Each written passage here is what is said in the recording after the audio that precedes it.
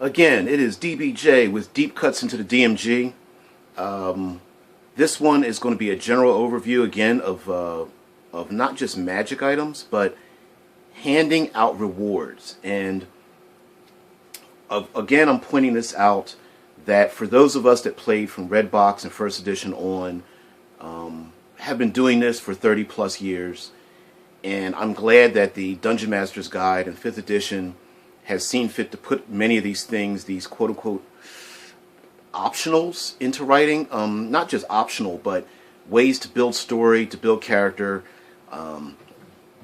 Many game masters out there like to reward their players who are very collaborative and cooperative in their games and add story elements, even when they're adding conflict, they're adding great story and drawing players into the game and immersing themselves. You want to reward them, and it can be a little bit difficult by, quote unquote, like random treasure and coming upon things. So they have a great list of items and ways to do them in here, and I'm going to go over them very shortly and then talk about them in more detail. And we're going to start. This starts actually on page 227, and it's right. Let's see if my finger can point to it. It's other rewards, and starting out in other rewards, they talk about supernatural gifts like blessings and charms, as well as other things. And I'm going to stop here with the blessings and charms, and talk about. I would even add a third one in here just because they allow you to do it. Blessings are like being touched by something that allows you to do something else. So, you've got the idea of the Holy Knight, the Paladin or whatever, and they go on an adventure. Maybe before they go on the adventure, when they get back, they are, given knighthood, or they're blessed or something like that, and they're given some special ability. And this special ability could be very simple. For example, you could give a fighter who has shown heroism. They don't have to be lawful good or something, but maybe they showed heroism, and so the king gets the royal. Maybe they go through a coronation or something, and then they are blessed with some kind of cantrip or +1 against fear or something of that nature. And the game master can decide to have that bless to be permanent. Your character now has a magical cantrip that they normally would never have, or they get a bonus to an ability score, or you get to roll 1d6 for saving throws against fire or something of that nature. Now, a blessing, yes, when we think blessing, the first thing we're thinking of is like a holy church, paladins, and knights, but that doesn't necessarily have to be the case, nor does it have to be at the beginning or even the end of your gaming session. Let's say the characters solve a very difficult riddle from a sphinx, or a magical being is held captive and the players release that magical being, or the characters return the daughter to a dread warrior who's out to he's going to assemble an army and destroy the 5 realms unless his daughter is returned, and the player characters return their daughter. Well, this warlord may not be the nicest guy, but he blesses them with his great power or something, or somehow a lich and their dread army of goblinoids is about to wage war, and somehow the players are able to excise and destroy the lich, but just as the lich gets ready to die, goes back to its human form and blesses the characters for freeing it from its thousands of years of making a mistake and trying to, be obsessed with power above all, or something of that nature. And blessings are a real great way as well to reward characters, especially if they're characters that are not magic item prone, because 5th edition is kind of anti-magic item in a way. So your barbarian characters, your druids, your outsider style characters can also have blessings. It would be very cool to have a druid go on an adventure and then go back into the Feywood and be blessed by the living tree and given us magical fruit. And when they eat this fruit, They are, given the ability to ignore exhaustion or something of that nature. But there's also charms, and charms are very similar as well. A charm can be a small item given to the player, or that a charm could be one of their items is blessed with a special ability. So, for example, they have in here an example where a charm is one of the player's magic items is turned into a dragon or giant slayer for 9 days. Or there's a magical charm that can heal so many times. And charms don't have to be one shot and done. A charm could be a teleport spell. When you're done, you're able to teleport back to the king's private chambers or something.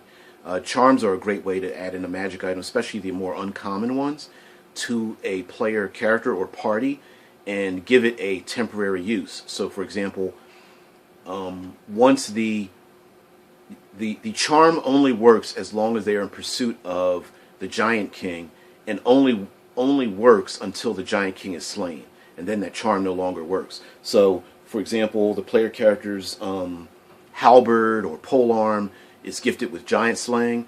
The player has it for scope of 9 days.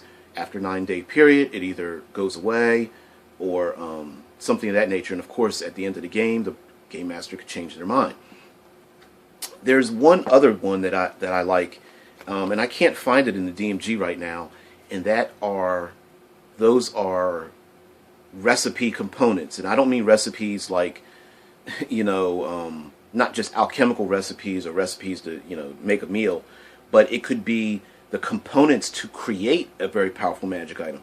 So if the game master wants to include, say, a holy weapon or a powerful staff or a tome of knowledge or something that's very rare, the player characters could have a recipe to create that. So they need dragon's blood, they need the ore from a falling star, they need the pages made from a paper maker, I don't know what the official title is, from a person that lives as a hermit on top of a mountain or something of that nature. They need the wood from a magical tree first, and the leather from a very rare, golden cow to use that leather to start making this book or something. And maybe some of those items are hard to get. Of course, you have to go on adventures to find them, and maybe there might be some, people who don't want you killing their golden cow to make it, use its leather or something of that nature. I like that idea as well, because you can have a character who wants to go on an adventure to get a +5 Holy Avenger, but they start out with let's say a master-worked sword and must gain the components to eventually put together these things. Maybe they have to kill the 5 enemies that are after the 5 lords in the 5 corners of the realm, and over time they unlock a bonus at each location, so they get a +1 and then a +2 and a +3 and unlock some of those special abilities. But some of these other things are like marks of prestige, letters of recommendation, medals, parcels of land, special favors. Everyone loves a special favor, a just in case kind of thing. Especially a special favor from a wizard or a king or even an enemy of the land. If the player characters show enough respect to a dread lord, maybe that dread lord says, you have a special favor you can ask of me only once. You can pass through my land. No one in my land under my rule will harm you, but you have one chance to do it. There's also special rights. Maybe some of the examples they have here: granted special rights to carry weapons in public places, or kill enemies of the crown, or negotiate on the Duke's behalf.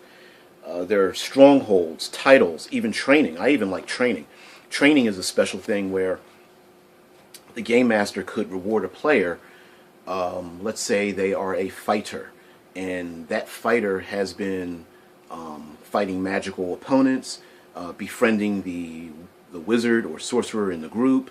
Maybe their background was protecting a sorcerer's keep before that keep was destroyed, and they are going on an adventure. So the game master rewards the player with training, and that could be proficiency bonus in arcane knowledge. It could be training. Some of the examples they have here for training include gaining inspiration daily at dawn for 1d4 plus 6 days.